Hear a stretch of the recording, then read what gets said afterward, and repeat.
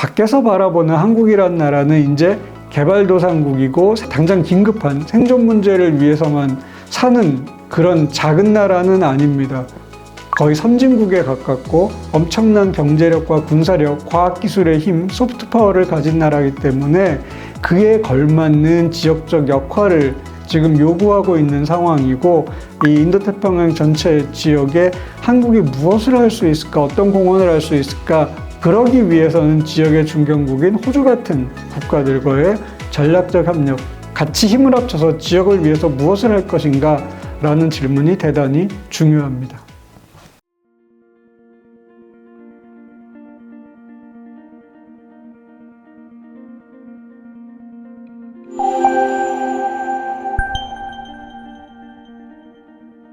한화협력에서 들어가는 주요한 한계, 구체적으로 이야기를 하면은 상당히 다양한 구체적인 사항이 많을 것 같은데요.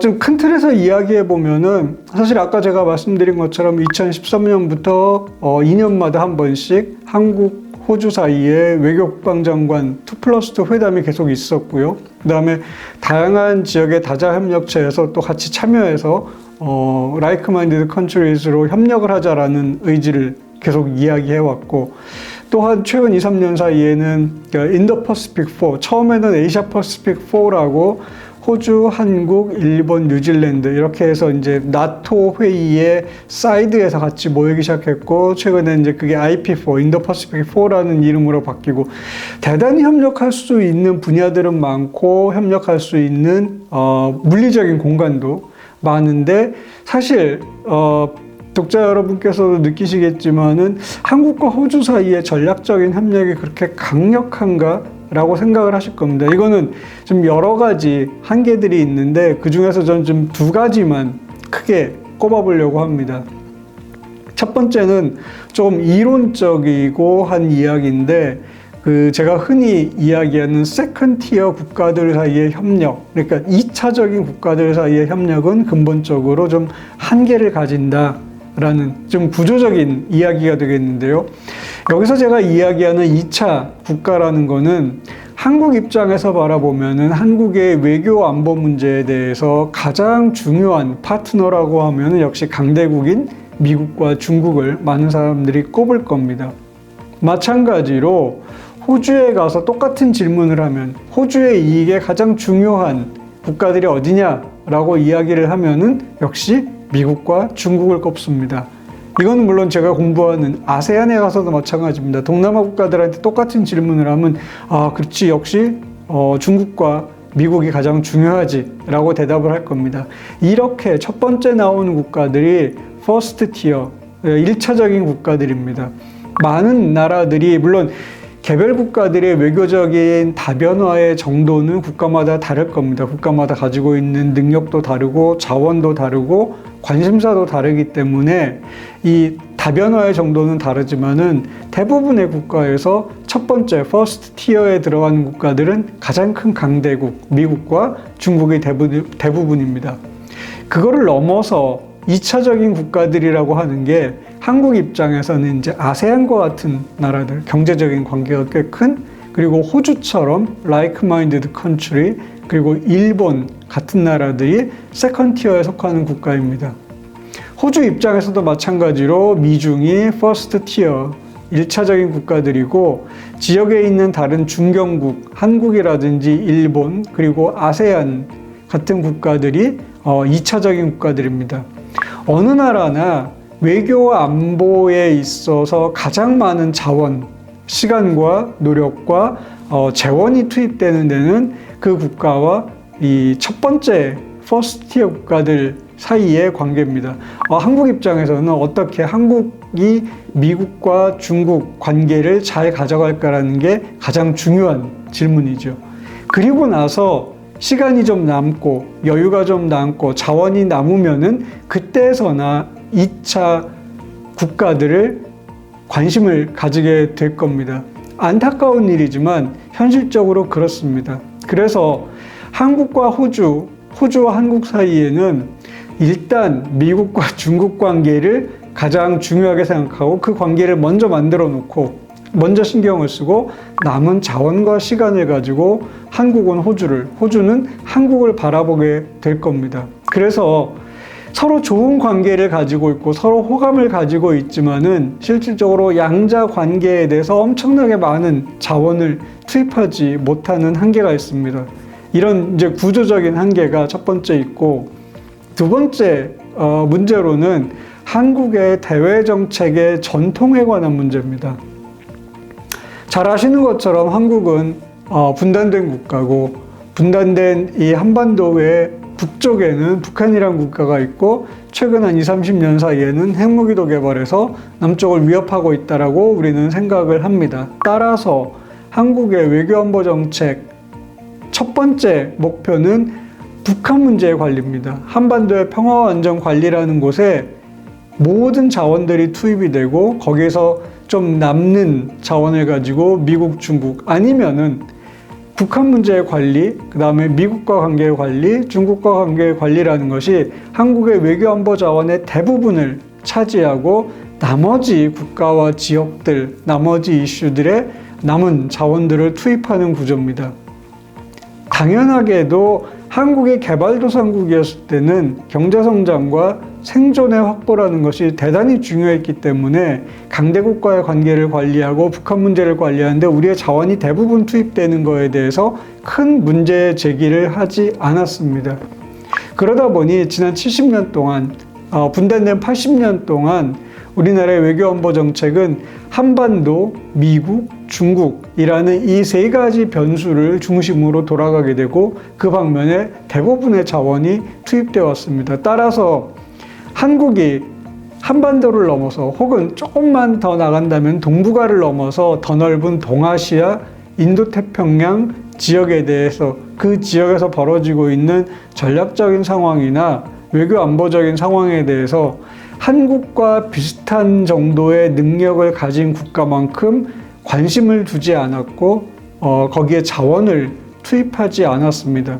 그래서 흔히 듣는 이야기가, 물론 북한 문제라는 게 있는 거는 이해를 하겠지만 한국은 왜 그렇게 늘 한반도에 갇혀 있는가?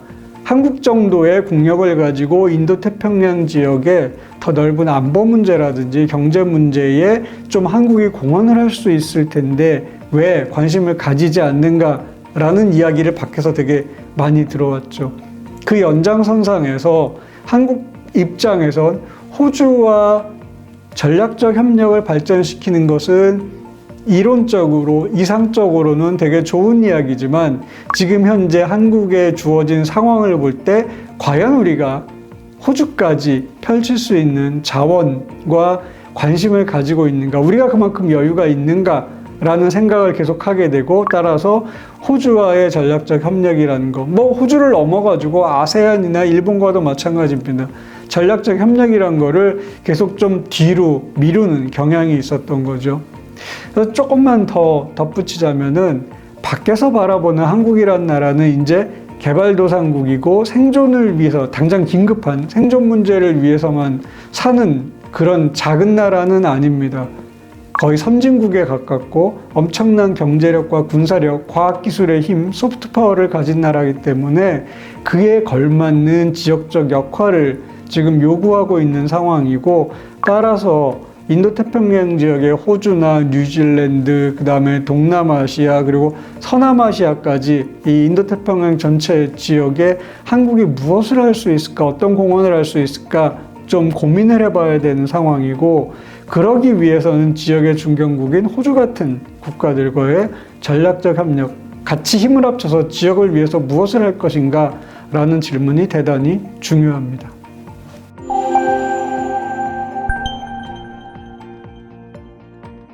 한국과 호주가 협력할 수 있는 방향, 구체적인 그 정책이나 분야에 관해서 여러 가지 이야기를 할 수 있는데, 이것도 마찬가지로 좀 큰 이야기를 해보겠습니다. 일단 큰 이야기에서 어느 정도 세팅이 되고 나야 구체적인 이야기를 할 수 있는 거고요.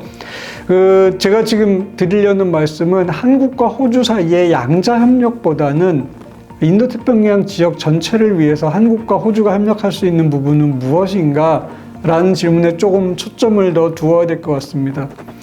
저는 기본적으로 안보하고 외교, 다자 협력을 보는 사람이고, 따라서 한국과 호주 사이에 뭐 안보 협력, 국방 협력 이런 거를 양자적으로 엄청나게 깊게 할 필요까지는 아직은 없어 보입니다. 왜 그러냐면은 기본적으로 안보 협력이라는 거는 공통의 적을 마주하고 있을 때 가장 잘 만들어질 수 있습니다.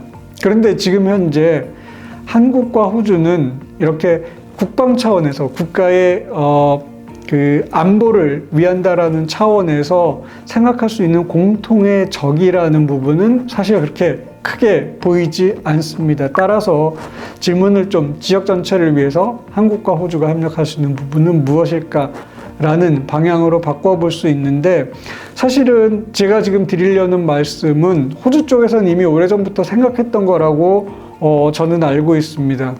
한화협력이 앞으로 나가야 될 방향에 대해서는 크게 좀 세 가지 정도로 나누어서 말씀드리겠습니다. 첫 번째로는 지금 현재 펼쳐지고 있는 지역의 전략 상황과 관련된 건데, 미국의 트럼프 행정부 2기 출범과도 관련이 있습니다. 사실 미국이라는 나라는 이 인도태평양 지역, 한국과 호주가 포함된 인도태평양 지역의 평화 안정이라는 질문에서 상당히 중요한 국가입니다. 그리고 꽤 오랫동안 냉전 시기부터 시작해서 지금까지 지역의 평화 안정을 유지하는데 대단히 중요한 역할을 해왔던 것도 사실이고요.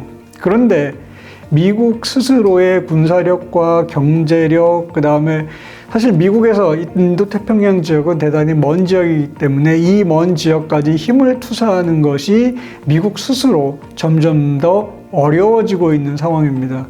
그래서 동남아에서도 그렇고 과연 미국이 이 지역에 앞으로도 계속 남아있을 것인가 라는 질문, 우리가 미국을 계속 믿고 함께 갈 수 있을 것인가 라는 질문이 계속 반복이 되고 있습니다. 트럼프 행정부 2기가 출범을 하면서 이런 지역 국가들이 가진 의무는 더 커지죠. 잘 아시는 것처럼 트럼프 행정부는 아메리카 퍼스트라는 이야기를 하면서 미국 자국의 이익을 위해서 노력하는 그런 안으로 움츠러드는 방식으로 나아가는 것 같습니다. 물론 미국의 오랜 역사에 비추어 볼 때 2차 대전 또는 1차 대전 이후에 이렇게 밖으로 힘을 투사했던 미국이라는 것은 대단히 예외적인 케이스입니다. 훨씬 더 오랜 기간 동안 미국은 미국 내부를 들여다보는 국가였지 밖으로 힘을 투사하는 국가는 아니었습니다. 어쨌든 지역 전반에서 미국의 이 지역에 계속 관여할 거다라는 확신이 떨어지고 있는 상황에서 지역의 힘의 균형이 앞으로 어떻게 될 것인가. 여기서 힘의 균형이란 거는 인도태평양 지역에서 미국과 중국 혹은 러시아가 이루었던 힘의 균형이라는 것이 미국이 철수를 하게 되면 혹은 미국이 지역에 대한 관여를 약화시키면은 이 균형이 깨지는 것이 아닌가라는 우려를 갖는 사람들이 많고 그런 우려를 갖는 국가들이 많고, 이런 균형이 깨진다라는 문제는 그냥 단순하게 균형이 깨지고 어떤 특정 국가가 1등으로 올라서고 하는 문제가 아니라 지금까지 한국과 호주 같은 국가들이 대단히 중요하다고 생각했던 규칙 기반 질서라든지 우리가 익숙하게 알고 있는 자유무역에 기반한 지역의 경제 질서라는 것이 위협을 받을 수도 있겠다라는 이야기가 됩니다.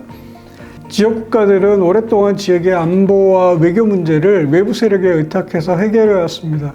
저는 개인적으로 이거를 안보의 외부 효과라고 부르는데, 미국이 지역에 어떻게 관여를 하는가, 관여를 깊게 하는가 아니면 지역에서 떠나는가에 따라서 지역의 안정과 안보 문제가 흔들리게 되는 그런 외부 효과라고 이야기를 하는데, 이제는 미국을 지역에 계속 인게이지 시키는, 관여시키는 것도 매우 중요하겠지만은 지역 국가들 스스로 연대를 통해서 지역의 안정을 어느 정도는 보장하는, 지역 질서가 흔들리는 것을 어느 정도는 다시 잡고 강화시킬 수 있는 그런 연대를 만들어야 된다라고 생각을 합니다. 이런 연대를 만들기 위해서 그 핵심이 되는 한국과 호주 같은 국가들 사이의 협력, 전략적인 협력은 대단히 중요할 것입니다.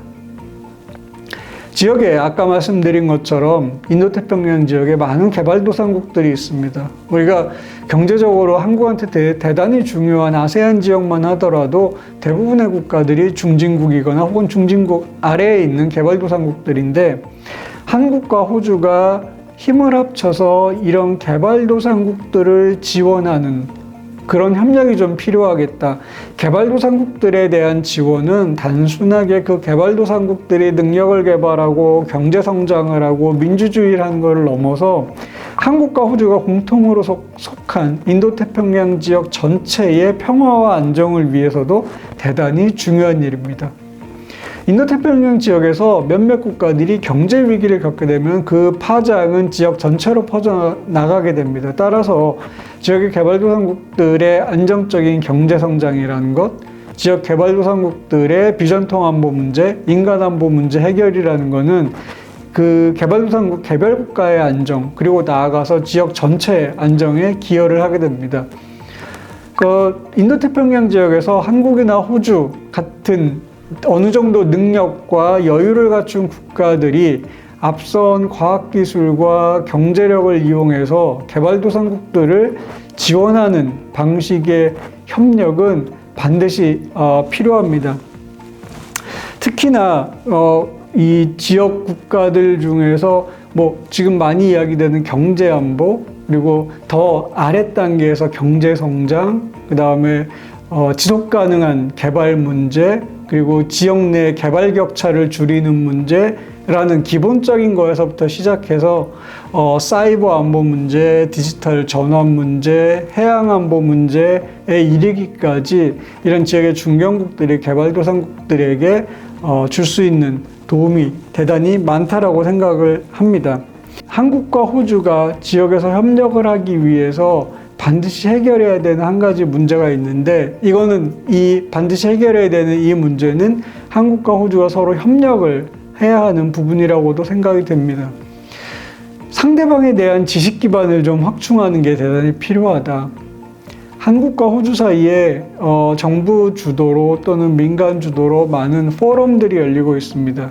지금 제가 이야기하고 있는 것처럼 한국과 호주 사이의 협력을 어떻게 만들어 나갈 것인가, 어떻게 전략적으로 협력할 것인가 라는 주제를 다루는 포럼들인데, 사실 한국 쪽에서는 이런 포럼들에 나가서 호주를 이해하고 한국의 대외 정책을 이해하고 그런 기반 위에서 한국과 호주가 이렇게 협력을 해야 된다라고 이야기해 줄 수 있는 전문가들이 거의 없습니다. 한국이 지식적으로 소프트웨어 측면에서 엄청나게 성장을 했다고는 하지만 우리가 가지고 있는 한반도 이외의 지식은 몇몇 중요한 국가에 국한되어 있고, 그 바운더리를 넘어서면 한국이 가지고 있는 다른 국가들에 대한 전문성, 다른 국가들에 대한 전문가 풀은 대단히 작습니다. 이런 작은 전문가 풀을 가지고는 한국과 호주가 어떻게 협력을 해야 될 거다, 외교관계를 어떻게 해야 될 거다, 두 나라가 힘을 합쳐서 지역에 어떤 긍정적인 역할을 해야 될 거다라는 아이디어를 도출하는데 대단히 큰 제약이 걸릴 수밖에 없습니다. 따라서 상대적으로 호주 쪽에서는 한국이나 이 동북아의 상황을 이해하는 전문가들이 훨씬 많아 보입니다. 그래서 제가 드리는 말씀은 한국이 그냥 이렇게 한반도, 그 다음에 우리 주변의 동북아, 그리고 우리를 둘러싼 큰 강대국인 일본, 미국, 중국, 러시아 정도에 관한 지식을 넘어서 조금 우리의 지적 기반을 확충하는, 그리고 지역에서 한국과 협력하기에 가장 좋은 상대 중에 하나인 호주에 대한 이해와 지적 기반을 넓히는데 조금 더 관심을 가져야 되겠다. 여기가 한국과 호주 사이의 협력이 출발하는 그 출발점이 될 수 있겠다. 그런 생각입니다.